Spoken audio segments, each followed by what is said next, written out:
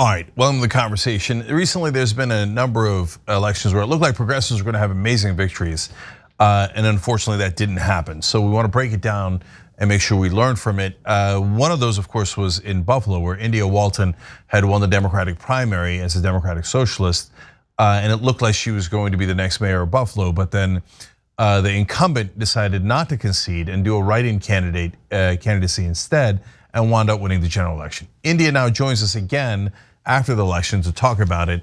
Welcome back. Thank you. Thank you so much for having me. It's great to see you. It's good to see you. So India, let's break it down. So you won the primary by about 4.5 points. You shocked the establishment when you did that. And we talked when you were on earlier about how you won the primary, how you pulled that off. But then in the write-in campaign, Mayor Byron Brown wound up winning, and by a substantial margin. And so first obvious question is, what happened? Well, I won the primary, and Buffalo, New York being a city that is 65% registered Democrats, usually there's not even a Republican challenger, but the incumbent mayor, Byron Brown, he doubled down. He actively collaborated and colluded with Republicans and waged this write-in campaign, and he was successful. Was there a Republican on the ballot, or was it just you and him writing in? There was no Republican. There was me and him writing in. But I got to tell you, Cenk, the general election, it got really nasty. I mean, I think that progressives and especially members like myself, Democrats like myself, really want to focus on the issues that are facing working class, everyday Buffalonians, New Yorkers, and Americans. And his campaign really focused on personal attacks, on smearing my personality, my socioeconomic status, and even resorted to downright lies in order to stoke fear into folks. I would also add that in the general election, I still won the Democratic vote by a couple percentage points, but we had unprecedented turnout among conservatives and Republicans, and it was a lot of folks who weren't necessarily voting for my opponent; they were voting against me. So that's just one of the major takeaways that I leave this general election with. So I wanted to ask about whether there was a Republican on the ballot for a couple of reasons. One, obviously, it makes it much more likely for Brown to be able to win without splitting the ticket among right-wingers, because he ran as the right-winger against you, right?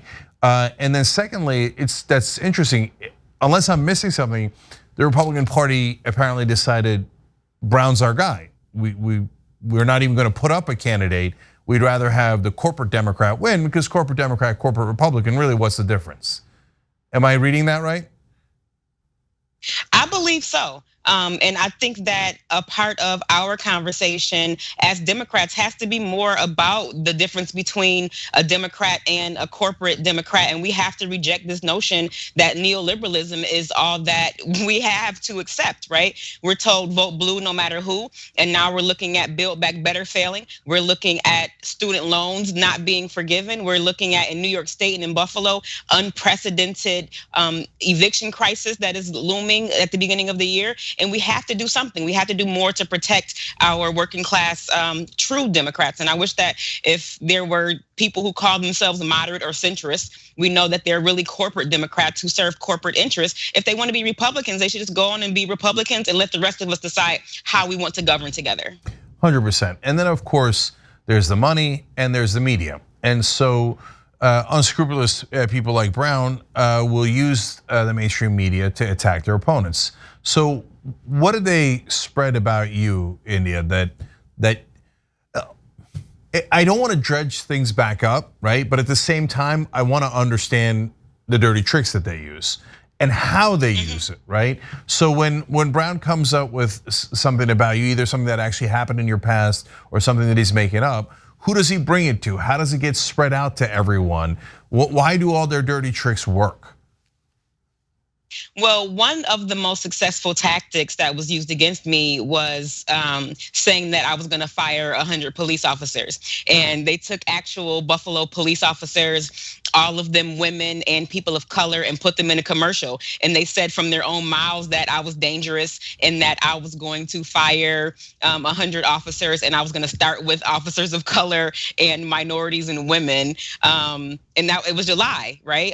There were intents of a very good and well-researched plan by my campaign that will reallocate funding to things like mental health services, taking some responsibility for non-criminal calls away from police officers, but it didn't involve a single layoff. But once that is played over and over and over again in commercials and on television and on the radio, people begin to believe it, especially if they want to.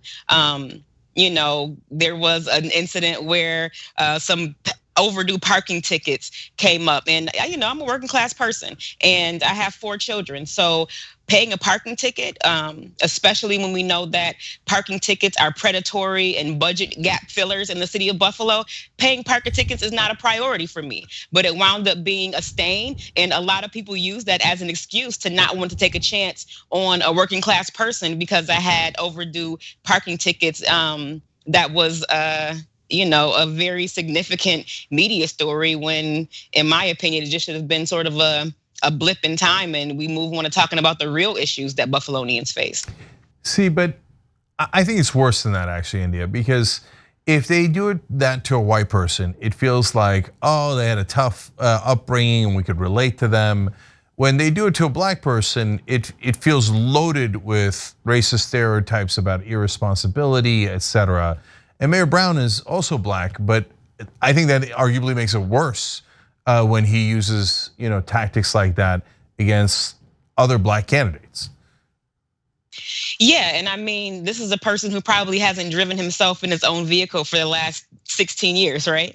He doesn't have the same issues that black Buffalonians, that working Buffalonians, that poor white Buffalonians have. And that was a part of the major issue in this campaign, is that he is so disconnected from the majority of us. We remain the 3rd poorest city. Jobs are not keeping up with the rate of inflation. Wages are not keeping up with the rate of inflation. So it got pretty bad. I mean, there was a local black newspaper and a local male writer who called me a hood rat in the paper. And, I like to believe that I'm a little smart, well-spoken, pretty studied. I'm a well-read individual. And for a person to go so far as to call me a hood rat, not even having met me. I mean, the things that I was called, it was ridiculous. It was disgusting. The head of the Democratic Party of New York State likened me to David Duke. It was just a lot. And then the Buffalo News in turn doubled down and said that maybe I'm not like David Duke, but I was very similar to Donald Trump in my rhetoric. It was not. It wasn't fun, but there are lots of lessons to be learned. And I think one of those lessons is that we have to control our narrative. We have to get our side out first, and we have to also activate our people. Like I said, I won the Democratic vote, but we just didn't have enough people come out and overcome really those who were set to vote against change and against progress. I've been through it, so I know it a little bit. How personally painful was it? When I've been doing local media since the election, and they're like, well, what are you gonna do now? And I'm just saying, I have to heal. Right. And not only has it been personally painful for me, but, having my children ask me questions about things they're seeing on social media and on the news and things like that. Trying to convince my family and friends not to respond to the nastiness. It's been, painful and hurtful, and to have to relive a lot of my personal traumas over and over again in the public sphere was not an easy thing to do. But I don't have any regrets. I would do it again in a heartbeat. There are certain things that I would reconsider and maybe do a little bit different, but I'm proud of what we've been able to accomplish. We recruited thousands of volunteers. We raised more than $1 million, and we really shook up the establishment. And I don't think that politics in Buffalo will ever be the same. Yeah, and how about the media? When Mayor Brown lied about your proposal and said that you were going to fire 100 cops, and then you were going to fire black cops first. Come on, right? Did the media go, that's an outrageous lie, he should be held to account? Or were they like, oh, so what? Well, there was one news station in particular that did a verified study, and they did publish it. But it wasn't sort of the repetitive cycling of this is not true in the same way that a lot of the stories about me were replayed and perpetuated. And every time I would have a press conference about an issue or a policy, they would bring up parking tickets or something else that was really unrelated, and I didn't see the same treatment with my opponent. And it may be because I just wasn't paying that much attention, but I don't feel I do feel like the media, at least locally, definitely had a preference for the incumbent.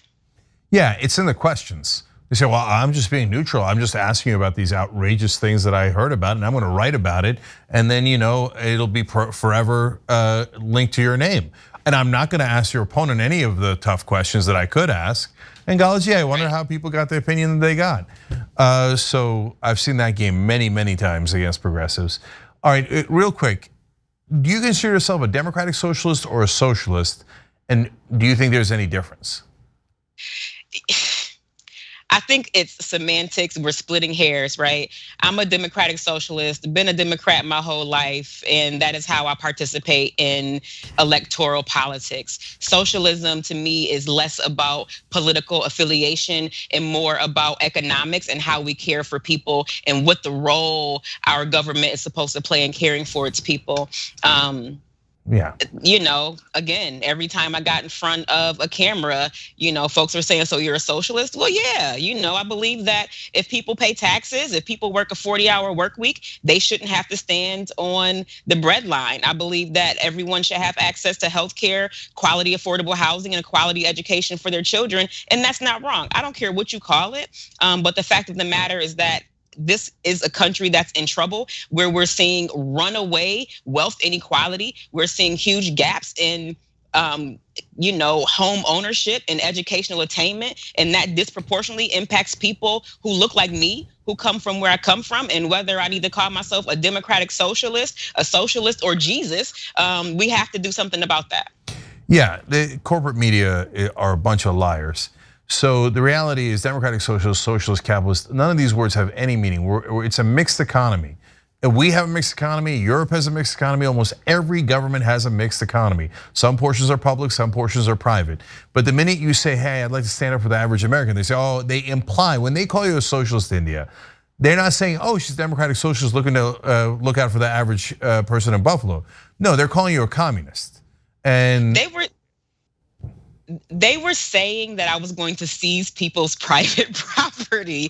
Like it was things that were just like so far out and so ridiculous. And I can't believe that there were some people who actually subscribed to it. And some folks that like knew me well, that I've done work with over the years, that were perpetuating and making people believe it because they were trusted members of our community, and they were going out saying it. Pastors and labor leaders were saying socialism is the step before communism. India wants to make us communist. And I'm like, it just wasn't true, and it was very unfortunate. I feel like the person who lost out most in this election wasn't necessarily me. Life goes on for me, but I think that there are 25,000 people in Buffalo who voted because they wanted to see something change, and there's probably even more than that didn't make it out to the polls. And those are the folks who ultimately I don't want to see suffer. So I am charged with continuing to fight for those folks. All right, super last thing. I'm going to try to end on a positive note. Although I'm still a little cynical, but you got a nice note after the election from a surprising person. Who was that? I got a note from former President Barack Obama. I think that when you go through something like this, all the excitement that came after the primary and thinking that we were really poised to win, and then the disappointment of not bringing home that win, not only, personally, but all of the people who gave time, talent, energy, money, well wishes, but to have that sealed by a person who has done something as historic as Barack Obama, it really felt good. And, we can have a whole other conversation about his presidency, and back to neoliberal politics and its failures, and how the Democrats haven't been coming through for us like they should. But the fact of the matter is that he was a great president, and he is a great person and role model, and a person that I look up to. So it was very heartening to get that note from him. Yeah, so in terms of his policies, okay, I'm gonna leave it alone for today, but it was a really nice note, and that was a nice gesture on his part. So we appreciate that President Obama reached out to you and did that. So that was lovely notion. All right, yes. India Walton, she gonna be back. So there's just the beginning. Yes, I will. Yes, thank you for Absolutely. joining us. Thanks again. Thanks for watching The Young Turks. We really appreciate it. Another way to show support is through YouTube memberships. You'll get to interact with us more. There's live chat, emojis, badges.